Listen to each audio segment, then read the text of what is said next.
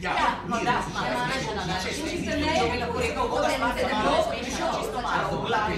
Prišel bo čas, ampak stani, v redu, se še vedno se trudim se, koliko moram.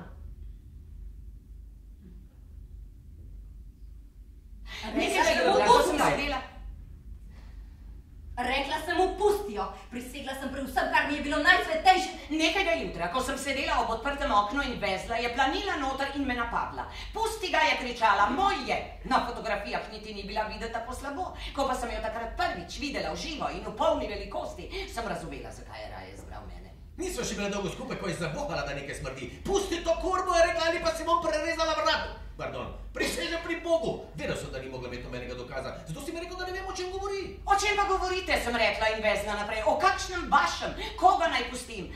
Voham te na njeme opila, smrdi po psici. Čeprav sem naročila izurjenega človeka, da mu je cele mesece sledil, nisem našla niti senčice dokaza. In ni bilo mogoče zanikati, da je še naprej vse počel enako marljivo kot vedno. Ob tem in ob misli na njegov odpor do samo platoničnih zadev, sem se včasih spraševala, ali ga ne obtožujem po krivici. Ja. Na čim se lahko pritoži? Sem rekel, te zanemarjam. Kako bi lahko bila skupaj tako kot sva, če bi bil meče kdo? Ker sem ljubil z vsem srcem, se mi lahko samo smilila. Bala sem se, da bo še tisti hip postala nasilna, zato sem pozvonila Erskinu in mu naročila, naj jo pospremi ven. Njene poslovilne besede so, on bi jih lahko potrdil, če še živi, in jih ni pozabil med vsemi prihodi in odhodi na tem svetu, ko je sprejemal ljudi in jih spremljal ven. So bolje mi sporočale, da mi bo zaprla gobec. To me je, priznam, malo prestrašilo takrat.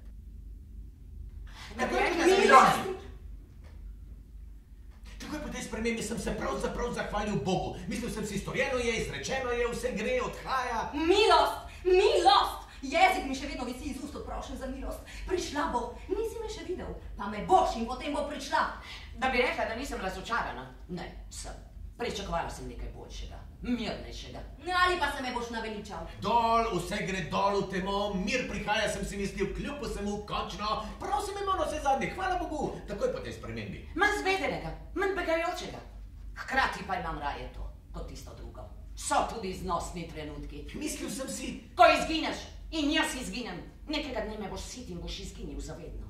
Peklenski somrak. Mir, ja, najbrž nekakšen mir in vsa tiste bolečine, kot da je nikdar ne bi bilo. Pusti me, pojdi stran, dreza in kljuvaj v koga drugega. Po drugi strani pa, stran, stran! Prišel, mora priti, v tem ni nobene prihodnosti. Po drugi strani pa se stvari pragotovo lahko poslabšajo. Ta nevarnost obstaja. O, seveda, zdaj vem. Ali gre za to, da ne govorim resnice? Je to to, da bom nekega dne končno vendarle lahko nekako povedala resnico in potem končno nobene svetlobe več? Za resnico? Lahko, da se boš razjezil in me spravljal v pamet, kaj ne? Zdaj vem, vse tisto je bila samo igra in vse to, kdaj bo vse to? Je to to, kaj ne? Vse to, kdaj bo vse to samo igra? Narediti ne moram ničesar več za nikogar, hvala Bogu. Torej mora biti nekaj, kar ne bi povedala. Kako pamet še vedno deluje, ne verjetno. Ampak dvomim, to ti nekako ne bi bilo podobno. In poleg tega veš, da se trudim po najboljših močeh. Ali pač ne? Morda sta postali prijateljici. Mogoče ju je žalost. Ampak povedala sem vse, kar sem lahko. No, vse, kar si mi pustil, vse, kar sem mu. Mogoče ju je žalost zbližala. Brez dvoma delam isto napako, kot če bi se spraševala, zakaj sije sonce. In iščem smisel tam, kjer ga verjetno ni. Morda se srečujete in posirate ob skodelici tistega zelenega čaja, ki ste ga obe tako oboževali. Brez mleka in sladkorja, celo brez kapljice limone. Me poslušaš? Me sploh kdo posluša?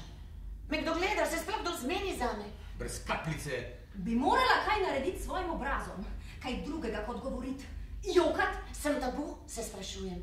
Ni nujno, zdaj, ko je vsa nevarnost mimo. Tisto ubogo bitje, še vedno jo slišim. Tisto ubogo bitje. Naj si odgriznem jezik in ga podolknem. Izpljunem, bi te to pomirilo. Kako pamet še vedno deluje, neverjetno. Srečata se in posvetita enkrat o tem, nima ljubaj kraju, drugič v drugem in se skupaj žalostita in primerjata, pardon, vesele spomine.